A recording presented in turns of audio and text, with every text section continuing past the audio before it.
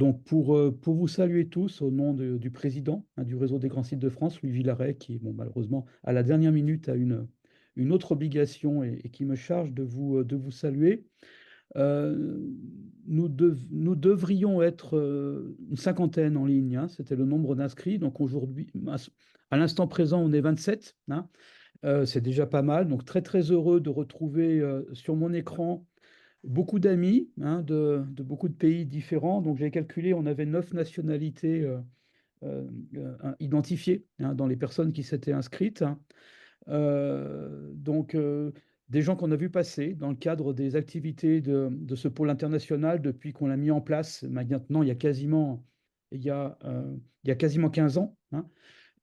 Et donc certains qu'on n'a pas vus depuis longtemps. Donc je les salue tous chaleureusement et les remercie de participer à ce webinaire.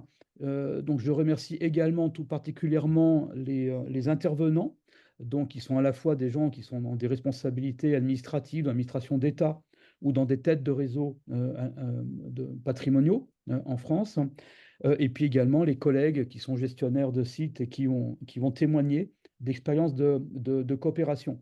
Donc, euh, c'est le webinaire comme celui d'aujourd'hui, donc c'est le quatrième que l'on fait. Peut-être on pourrait le faire avec un rythme un peu plus rapproché, mais c'est l'idée d'abord de maintenir le contact entre les membres du réseau. Aujourd'hui, le réseau du pôle international, et c'est à peu près 150 personnes dans une quarantaine de pays, si je ne me trompe pas, ou peut-être un peu plus de 40 pays.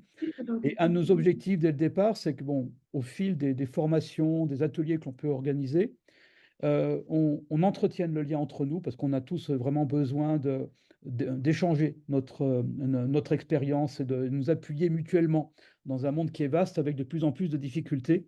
Donc je pense qu'on a beaucoup de défis partagés sur lesquels on a aussi des solutions à partager entre nous, même si on est dans des pays très différents. Voilà. Et donc cette question de la coopération internationale décentralisée, comme on dit en France, hein, pour en grande partie des témoignages qui vous êtes donnés. Donc évidemment, c'est un moyen privilégié de maintenir le contact entre nous. Le, les études de cas qu'on va vous proposer ou les modalités qu'on va vous proposer ne vont pas épuiser le sujet. Alors, elles seront présentées d'un point de vue français, hein. D'abord, c'est comment, quand on est gestionnaire de sites français, comment on fait pour aller à l'international et qu'est-ce qu'on a à y gagner, hein. Alors, pas en argent, mais je dirais en enrichissement personnel, en enrichissement pour des équipes, hein, mais également pour ceux d'entre vous qui êtes en ligne et qui nous écoutez, qui participez à la réunion depuis d'autres pays et d'autres régions du monde. Ça va vous permettre de vous éclairer en fait sur ce qu'il est, sur la façon dont ça marche de notre côté. Si vous souhaitez monter un projet de coopération avec un site patrimonial français. Voilà.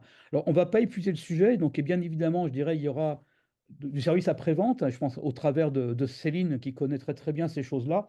Je pense notamment à la mobilisation de ce qu'on appelle dans le jargon administratif français les réseaux régionaux multi-acteurs pour la coopération internationale et la solidarité.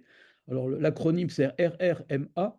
On trouve facilement leur liste sur Internet, hein, et qui sont en fait des têtes de réseaux régionaux qui appuient toutes les collectivités et les associations qui veulent travailler à l'international et qui sont aussi une porte d'entrée pour les crédits des régions, hein. Donc ça, je pense qu'on ne présentera pas ça aujourd'hui, mais ne pas oublier qu'il y a d'autres choses et qu'on ne va pas épuiser le sujet. Voilà, j'en dirai pas plus, donc j'espère qu'on va tous apprendre quelque chose. Alors moi, malheureusement, je devrais m'esquiver en cours de route, hein, et donc je vous laisserai conclure la réunion sans moi, et Céline et Soline me raconteront ce qui s'est passé, et puis également Marielle, qui est une de nos chevilles ouvrières de ce pôle, et qui est la personne anonyme avec un foulard orange à côté de Soline, mais tout le monde la connaît.